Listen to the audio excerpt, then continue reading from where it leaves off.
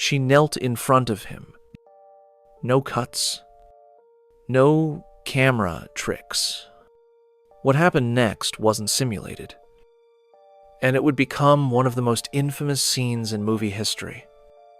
This is The Brown Bunny, a film that sparked walkouts, protests, and a public feud with Roger Ebert. So, how did an indie road movie turn into a media disaster? Let's unpack it. Vincent Gallo wrote, directed, produced, edited, and starred in the film. A one-man operation.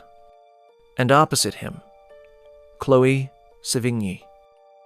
Known for daring roles in indie cinema, Sevigny would take a risk here that would haunt her career.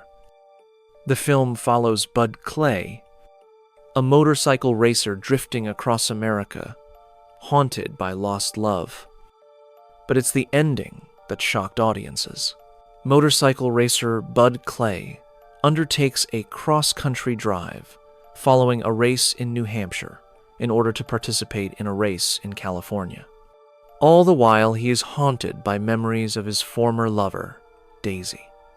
On his journey, he meets 3 women, but Bud seems to be a lost soul, and he is unable to form an emotional connection with any of them. He first meets Violet at a gas station in New Hampshire and persuades her to join him on his trip.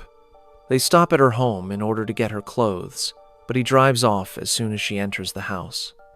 Bud's next stop is the home of Daisy's parents, the location of Daisy's brown bunny. Daisy's mother does not remember Bud, who grew up in the house next door, nor does she remember having visited Bud and Daisy in California. Next, Bud stops at a pet shelter where he asks about the life expectancy of rabbits. He is told it is about 5 or 6 years. At a highway rest stop, he meets a distressed woman, Lily.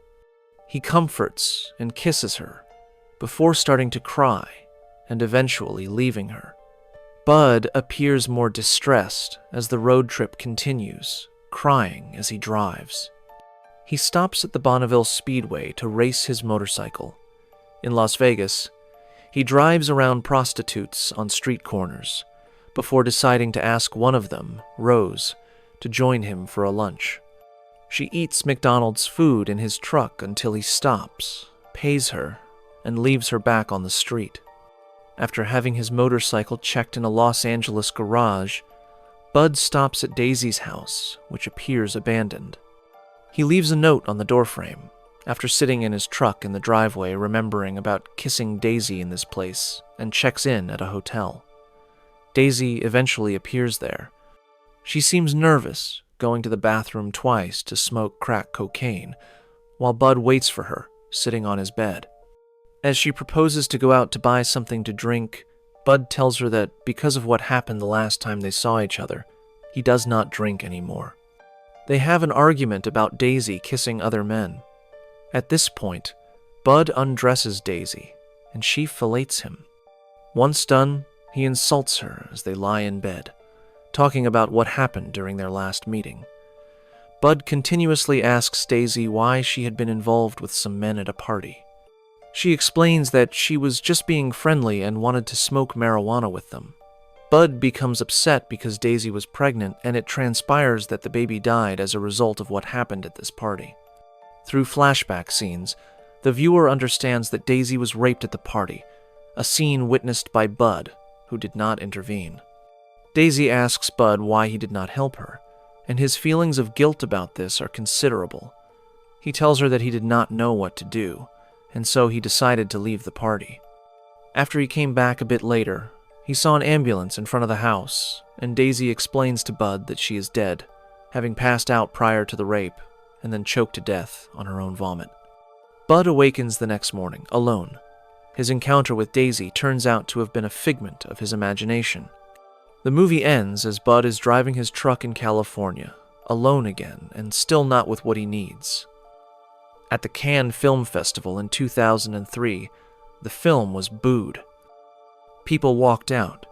Critics called it self-indulgent, humiliating, and unwatchable. Roger Ebert gave it 0 stars, calling it the worst film ever to screen at Cannes. But behind all that was one 9-minute scene.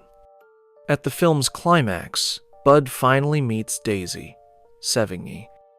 They don't just talk. They have real, unsimulated oral sex on screen. No body doubles. No camera tricks. It was Sevigny and Gallo. That moment sparked accusations of exploitation. Chloë Sevigny later admitted she feared the film would end her career. In some countries, the film was banned outright for violating obscenity laws. In others, it was heavily censored or only released in adult theaters. Vincent Gallo fought back. He claimed critics were jealous and hypocritical.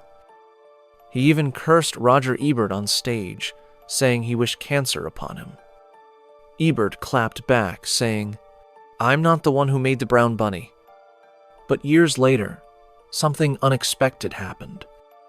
Gallo re-edited the film, trimmed 30 minutes. And Ebert? He actually revised his review. He said the final version was a beautiful film. Today, the brown bunny is studied in film schools, debated in feminist circles, and still raises eyebrows for going where few films dare. Was it art or exploitation? Did it push cinema forward or ruin reputations? One thing is certain. The Brown Bunny changed indie cinema forever. If you want more stories of films that shocked the world, follow or subscribe the channel.